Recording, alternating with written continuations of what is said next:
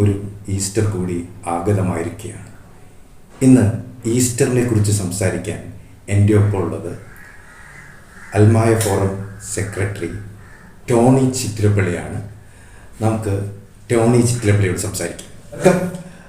Tony സാറേ, 2024 interview നടക്കുന്നത്.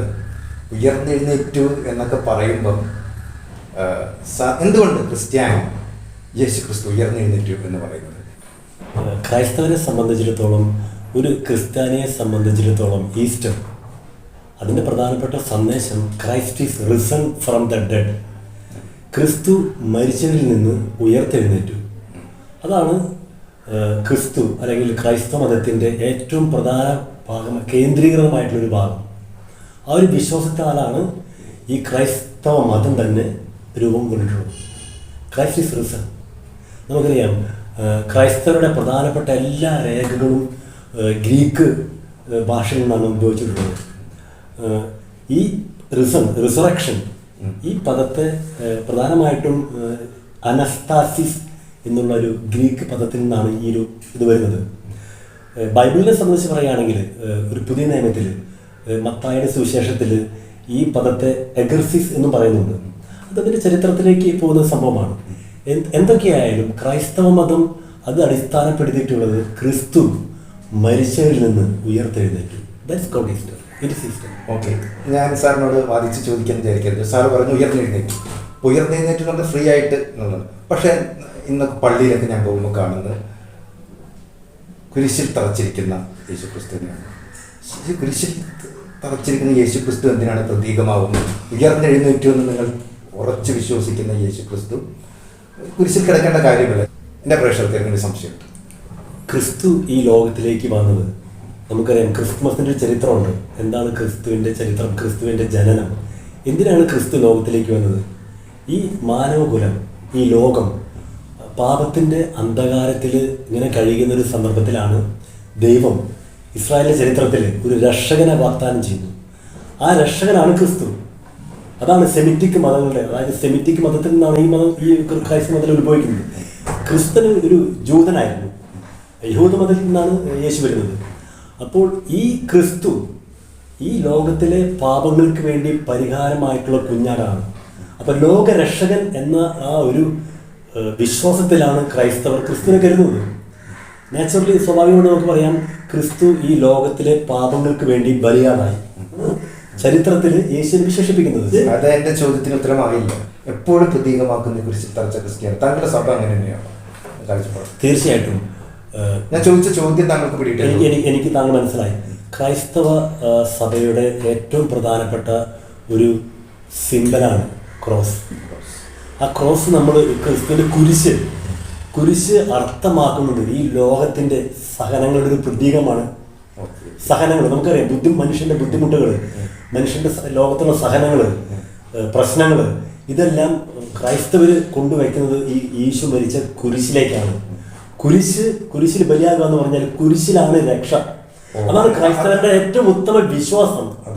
അപ്പൊ നമുക്കത് ഒരിക്കലും ക്രിസ്തുവിന്റെ കുരിശ് നമ്മൾ ലോകത്ത് ആ കുരിശിനെ നമ്മൾ വണങ്ങുന്നത് ക്രിസ്തു ലോകത്തിന്റെ രക്ഷയ്ക്ക് വേണ്ടി ബലിയാക്കപ്പെട്ട ആ ഒരു പ്രതീകമാണ് കുരിശ്. അപ്പൊ ക്രൈസ്തവരെ സംബന്ധിച്ചിടത്തോളം, ലോകത്തെ സംബന്ധിച്ച് നമുക്കറിയാം, ഈ ക്രോസ് എന്ന് പറഞ്ഞാൽ ഏറ്റവും വലിയൊരു പ്രതീകമാണ്. എനിക്ക് കിട്ടി.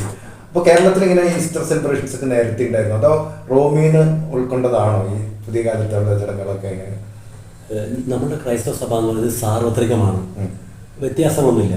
പക്ഷേ കേരളത്തിലെ നസ്രാണി സഭ സെന്റ് തോമസിന്റെ കാലത്ത് മുതൽ ആരംഭിക്കുന്നത്, ക്രിസ്തുവിന്റെ ഏറ്റവും പ്രധാനപ്പെട്ട സെന്റ് തോമസ്, അതായത് AD 1-ാം നൂറ്റാണ്ട് മുതൽ ഉള്ള സഭയാണ് ഈ നസ്രാണി സഭ. അതിന്റെ ഏറ്റവും പ്രധാനപ്പെട്ട ഒരു പ്രബലമായ സഭ സീറോ മലബാർ. അപ്പൊ നിരവധി പൗരസ്ത്യ സഭകൾ ലോകത്തുണ്ട്.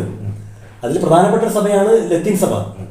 പക്ഷെ അവിടെ പാശ്ചാത്യ നാടുകളിൽ ലത്തീൻ സഭ കൂടുതൽ പ്രാപിച്ചപ്പോൾ മിഡിൽ ഈസ്റ്റിൽ സിറിയ, ലെബനോൺ, അതുപോലെ മിഡിൽ ഈസ്റ്റ് കൺട്രീസ്, കേരളം, ഇങ്ങനെയുള്ള സ്ഥലങ്ങളിലെല്ലാം നമ്മൾ കൂടുതലായിട്ട് ഈസ്റ്റേൺ ചർച്ച് എന്ന് പറയും, പൗരസ്ത്യ സഭകൾ നമ്മൾ പറയും, ഓറിയന്റൽ ചർച്ചസ്. അപ്പോൾ ഈ ഓറിയന്റൽ ചർച്ചസും ലത്തീൻ സഭകളെല്ലാം ഒരുമിച്ച് പോകുന്ന സഭകളാണ്. പക്ഷേ ആചാരങ്ങളിലും അവരുടെ സഭ വ്യതിരിക്തമായ കാര്യങ്ങളിലും ചേഞ്ചസ് ഉണ്ട്, തീർച്ചയായിട്ടും ഉണ്ട്. പക്ഷെ എല്ലാത്തിൻ്റെയും തലവൻ മാർപ്പാപ്പയാണ്. പലതരം സഭകളുണ്ട്. അപ്പോൾ അതിലെല്ലാം അതായത് കത്തോലിക്കമായിട്ടുള്ള സഭകളെല്ലാം മാർപ്പാപ്പയുടെ കീഴിലാണ്. സാറേ ഞാൻ കാര്യം ചോദിക്കട്ടെ, ഇപ്പം മലയാറ്റൂർ നമ്മളെല്ലാവരും പോകുന്നൊരു സ്ഥലമാണ് മലയാറ്റൂർ. കേരളത്തിൽ ഞങ്ങളുണ്ട്. ഈ മലയാറ്റൂർ ഇന്ത്യയിലുള്ള എല്ലാവർക്കും ഒരേപോലെ പുണ്യകേന്ദ്രമാണോ, അല്ലെങ്കിൽ ഈസ്റ്ററിന് വരുന്നൊരു സ്ഥലമാണോ? കേരളത്തിന് പുറത്തുള്ളവരുടെ വരാറുണ്ടോ? എനിക്ക് അതിനെക്കുറിച്ച് ധാരണ ഇല്ലാത്ത കാരണമാണ് സാറാണ് ഞാൻ ചോദിക്കുന്നത്. നമുക്കറിയാം എന്തുകൊണ്ട് മലയാറ്റൂർ കൂടുതൽ പോകുന്നത് ഈ സമയത്ത്? അതൊരു പ്രസക്തമായ ചോദ്യമാണ്. സെയിൻറ്റ് തോമസ്, വിശുദ്ധ തോമസ് ലീഹ കേരളത്തിൽ ആദ്യം വന്നിറങ്ങിയത് കൊടുങ്ങല്ലൂരാണ്. അറിയാമല്ലോ, മാലിയങ്കര മുസ്ലിസ് എന്ന് പറയുന്ന സ്ഥലത്താണ്. അവിടെ നിന്ന് അദ്ദേഹം മിഷൻ പ്രവർത്തനത്തിനായിട്ട് പല സ്ഥലങ്ങളിലേക്ക് വന്നു. നമ്മുടെ തൃശ്ശൂരയിൽ സാധാരണ യഹൂദന്മാർ പ്രാർത്ഥിക്കാൻ നമുക്കറിയാം, ക്രിസ്തു പോലും ബൈബിളിൽ പറയുന്നുണ്ട് ഒരു മലമുകളിലേക്ക് കയറി പോയിട്ടാണ് പ്രാർത്ഥിക്കുന്നത്. അപ്പോൾ അദ്ദേഹത്തിൻ്റെ യാത്രക്കിടയിൽ ഒരു മലമുകളിൽ നോക്കി പോയൊരു മലയാണ് മലയാറ്റൂർ. അങ്ങോട്ട് അദ്ദേഹം കയറി പോയി. മലയുടെ അതൊരു യഹൂദ പാരമ്പര്യത്തിലുള്ള വിശ്വാസമാണ്. അതായത് മലയുടെ മുകളിൽ ഏകാന്തതയും വിജനമായ സ്ഥലത്ത് ദൈവമായിട്ടുള്ള ഐക്യത്തിലേക്ക് പോകാൻ പറ്റിയ സ്ഥലമാണ്. ആരും ശല്യമില്ല. അപ്പം അങ്ങനെ അദ്ദേഹത്തിൻ്റെ യാത്രക്കിടയിൽ അദ്ദേഹം കണ്ടെത്തിയ സ്ഥലം മലയാറ്റൂർ. തീർച്ചയായിട്ടും അതൊരു ചരിത്രപരമായ വസ്തുതയാണ്. അതുകൊണ്ട് തന്നെ ഈ മലയാറ്റൂർ മല എന്ന് പറയുന്നത് ഇന്ത്യയിൽ മാത്രമല്ല ലോകത്ത് തന്നെ അത് വെണ്ടർ ചെയ്യപ്പെടുന്ന ഒരു മലയാണ്. തീർച്ചയായിട്ടും നമ്മുടെ ടൂറിസത്തിലെല്ലാം Malayattoor it is point, it central point ആണ്. മലയാറ്റൂരിൽ പ്രത്യേകമായിട്ട് കേരളത്തിൽ മാത്രമല്ല ലോകത്തെ ഒരു ടൂറിസ്റ്റ് കേന്ദ്രമാണ്, ഒരു തീർത്ഥാടന കേന്ദ്രമാണ്. തീർത്ഥാടന കേന്ദ്രമാണ്. നിരവധി ക്രൈസ്തവര്, അതായത് ക്രൈസ്തവർ മാത്രമല്ല വിദേശികളും മല കയറാറുണ്ട്. സമയത്ത് വിദേശികളും കാണാറുണ്ട്.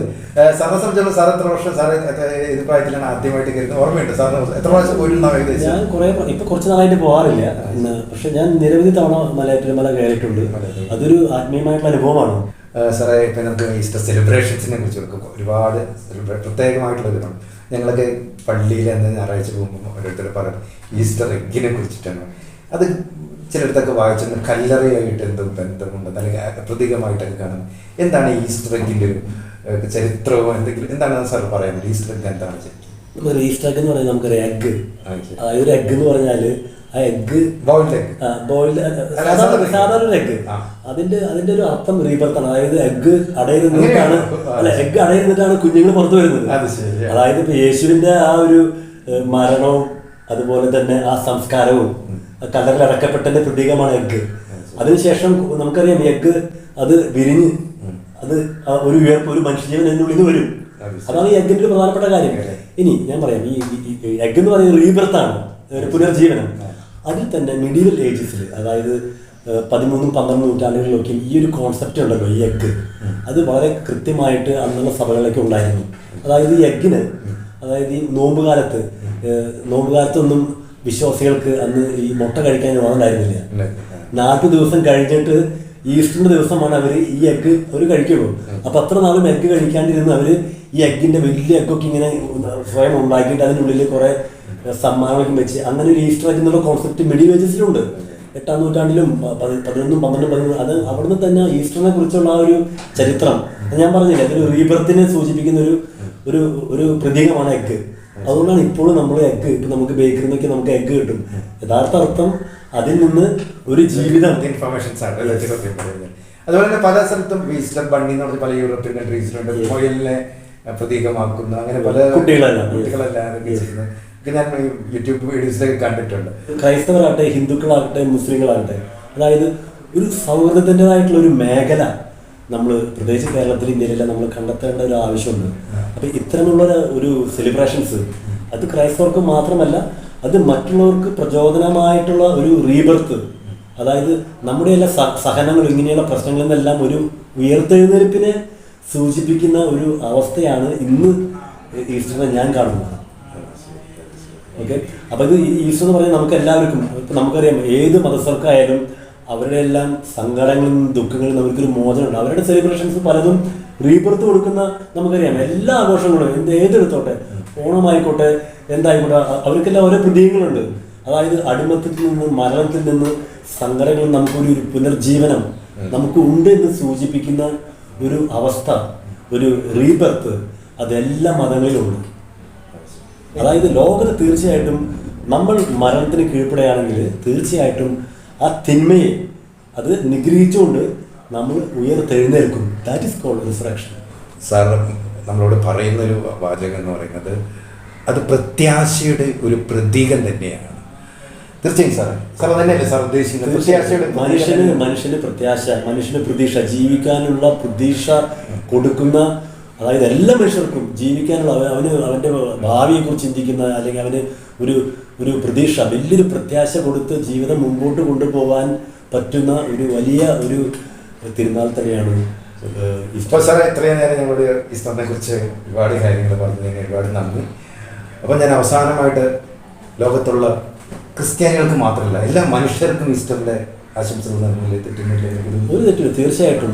എല്ലാ സെലിബ്രേഷൻസും ഇപ്പൊ ഈസ്റ്റർ മാത്രമല്ല, ക്രിസ്മസ് അല്ല, മറ്റുള്ള മതങ്ങളിലെ എല്ലാ സെലിബ്രേഷൻസും മനുഷ്യരെല്ലാവരും ഒരുമിച്ച് ആഘോഷിക്കുന്ന ഇത് മാനവരാശിയുടെ ആഘോഷങ്ങളാണ്. എല്ലാ ആഘോഷങ്ങളും ഈസ്റ്റർ പ്രത്യേകിച്ച് സങ്കല്പമാണ് സാർ. മാനവരാശിയുടെ ആഘോഷമാണ് എല്ലാ ആഘോഷങ്ങളും.